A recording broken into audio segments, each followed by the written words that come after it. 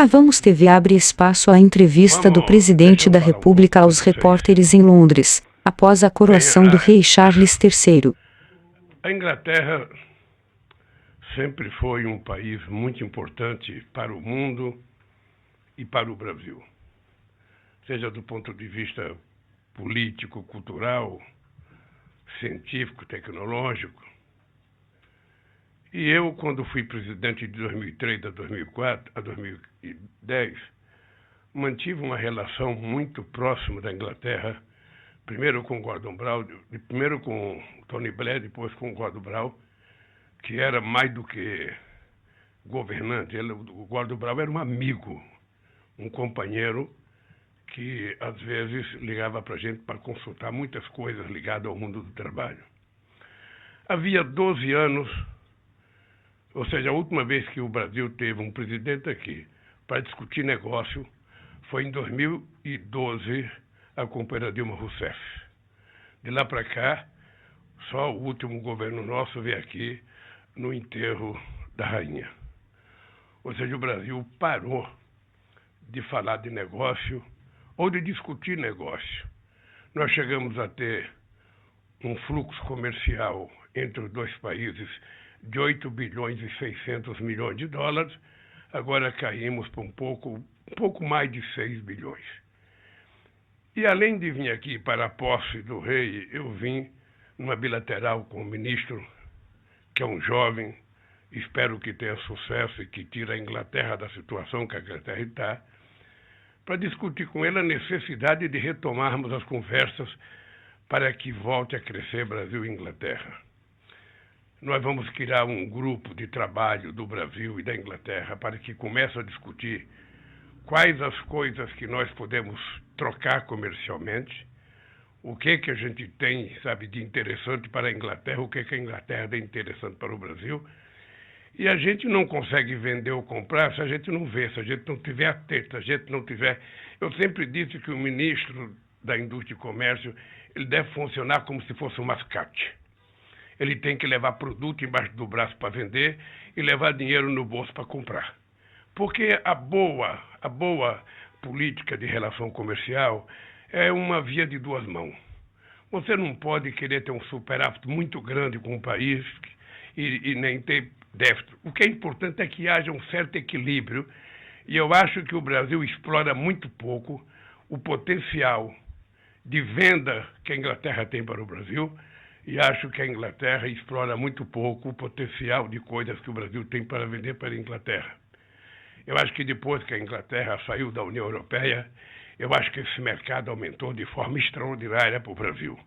Agora, ninguém vai vender para o Brasil ou comprar do Brasil por causa dos olhos do presidente da República ou por causa do estado que ele nasceu. Não.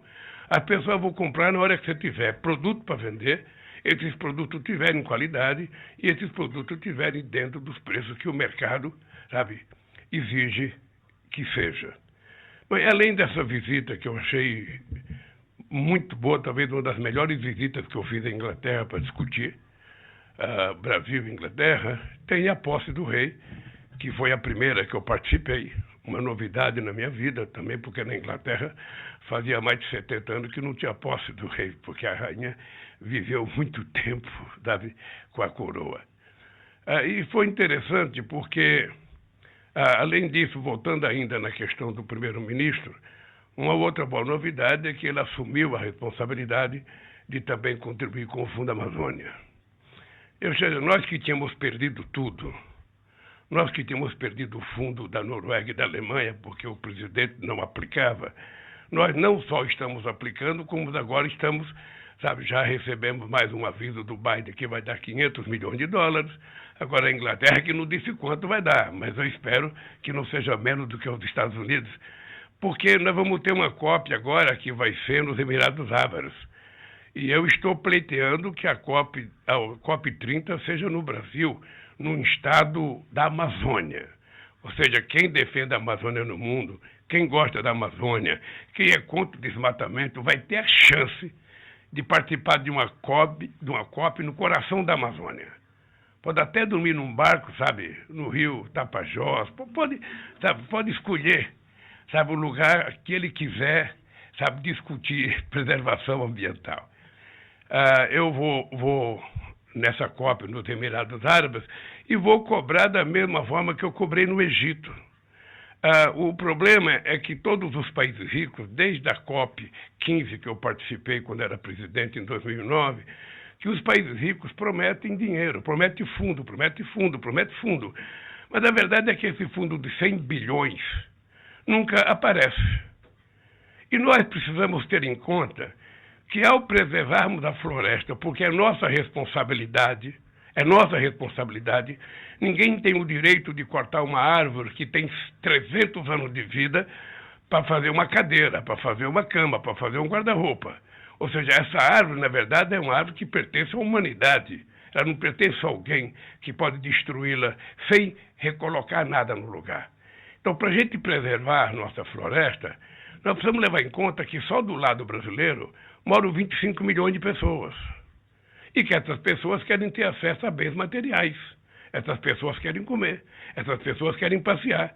Então, nós precisamos, ao discutir a preservação, sabe, a gente precisa discutir como fazer essa gente sobreviver dignamente. Eu acho que se a gente explorar corretamente a riqueza científica da nossa biodiversidade na Amazônia, a gente pode encontrar, sabe, coisas excepcionais para a indústria de fármaco, para a indústria de cosmético, e a gente pode criar a chamada indústria verde, em que a gente possa, além de não poluir, a gente possa angariar recursos para melhorar a vida do povo que trabalha lá.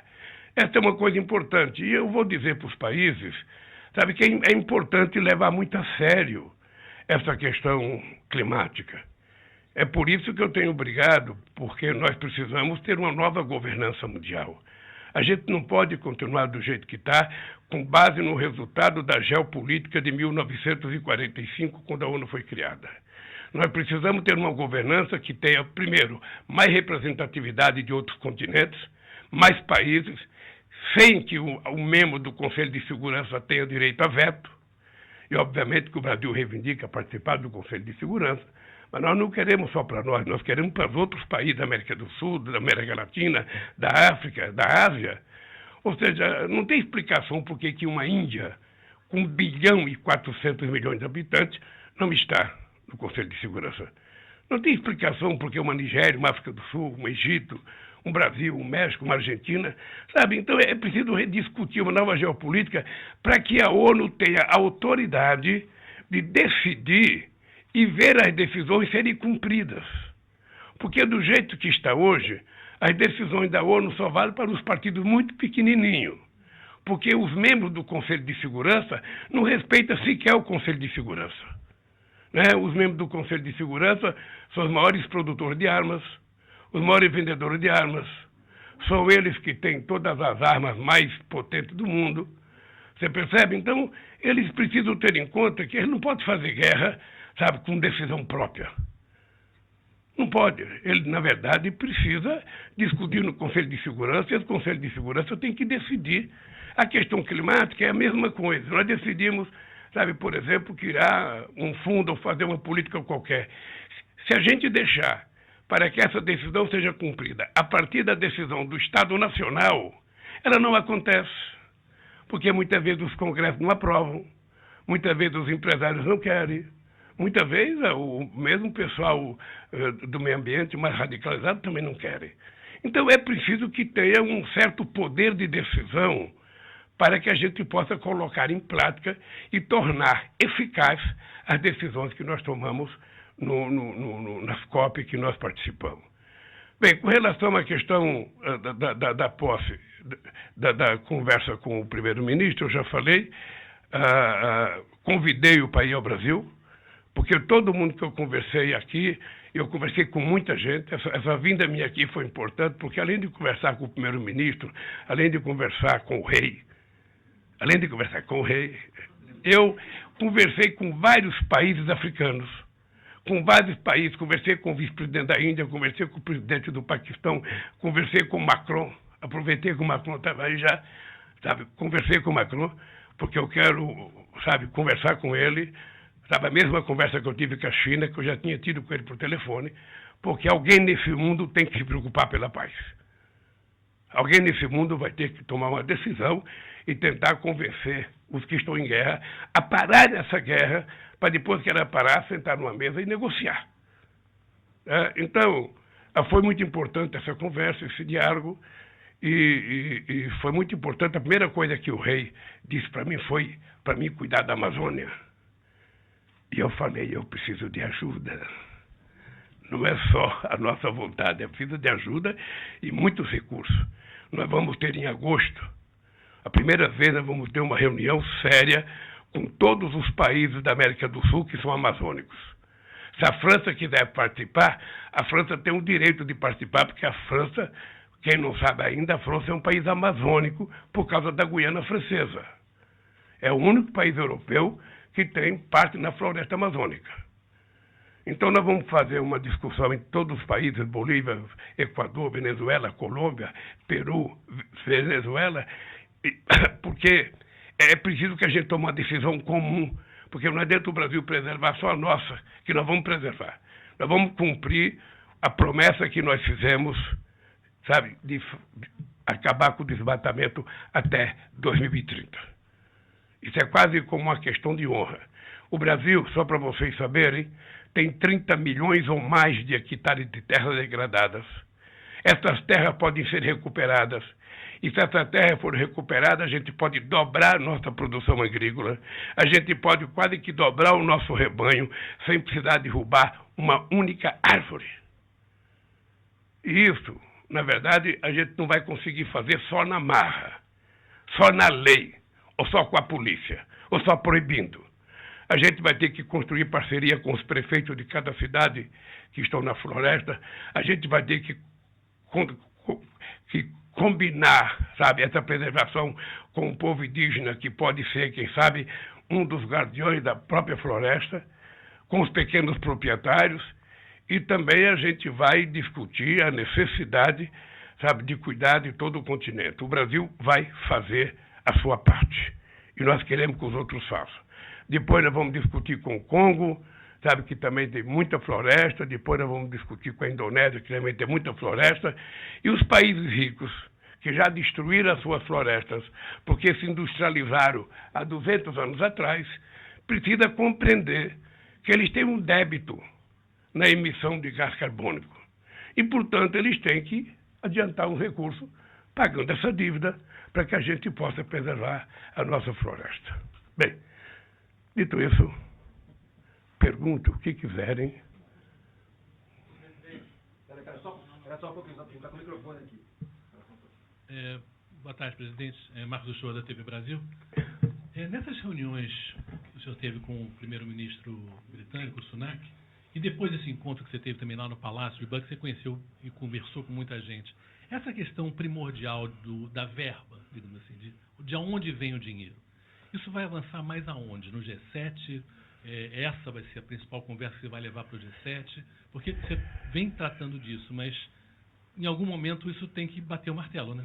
Veja, eu vou levar essa conversa para o G7, eu vou levar essa conversa para o G20.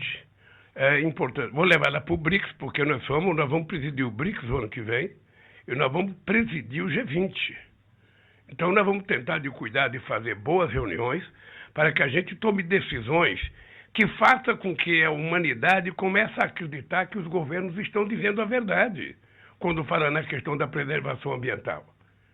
Muita gente fala da preservação climática, mas na hora de ajudar não ajuda. E obviamente que os países que ainda têm floresta estão dispostos a fazer um esforço muito grande, mas é preciso compensar para que eles possam ter um novo tipo de indústria, a chamada indústria verde. É preciso que a gente tenha um outro tipo de produção de energia, e nesse aspecto o Brasil, sabe, está qualificado para conversar com qualquer país do mundo, porque o Brasil tem sua matriz energética, sabe, 80% dela limpa, e a gente tem possibilidade enorme agora com o hidrogênio verde, que está sendo explorado em todos os estados do Nordeste. Nós temos eólica, nós temos solar, com muita possibilidade de crescimento, nós temos biomassa. Ou seja, o que não falta no Brasil é possibilidade de energia renovável.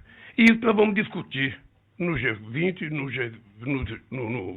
G7, nos BRICS, em cada reunião. Porque esse é um assunto que todo país rico quer conversar. Os pobres não. Os pobres querem conversar comércio, querem conversar crescimento econômico, o que é normal. Mas os países ricos querem discutir a questão climática. Então, nessa questão climática, o Brasil é a grande potência. Tá? Se os Estados Unidos é potência econômica, potência armamentista, se a China é potência econômica, tecnológica, o Brasil é potência em energia limpa. O Brasil é potência em preservação florestal. E isso é uma vantagem para nós. Por isso que eu vou conversar em todos os fóruns. Daqui para frente, vocês sabem, no Brasil, nós acabamos de agora, eu vou segunda-feira lançar um novo Brasil Sorridente, e nós então estamos retomando já em funcionamento todas as políticas públicas que deram certo no nosso governo. Agora em maio nós vamos lançar ainda até o final do mês todos os projetos que nós vamos ter de investimento em infraestrutura, em educação, até o final do mandato. Porque a partir dessas reuniões, aí vai ficar proibido o ministro ter ideias. A partir daí, o ministro tem que trabalhar para executar o que nós já decidimos. Porque senão, todo mundo tem uma ideia todo dia e essa ideia não é colocada em prática. E o governo tem que ser menos teórico e mais prático, porque é isso que o povo deseja.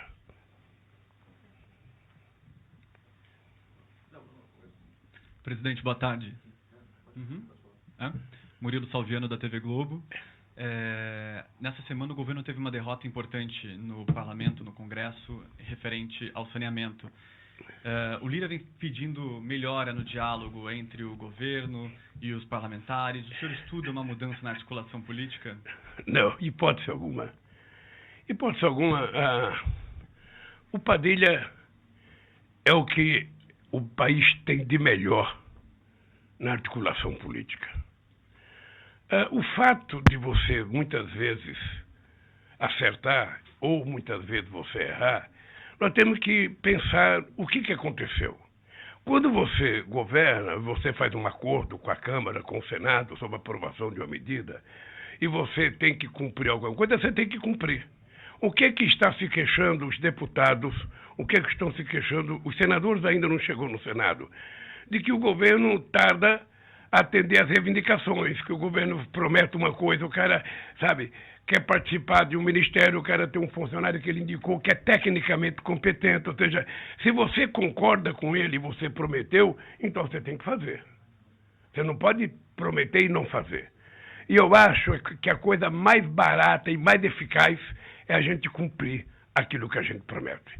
Eu digo sempre para os nossos ministros o seguinte: tudo que você trata e não cumpre fica muito mais caro depois.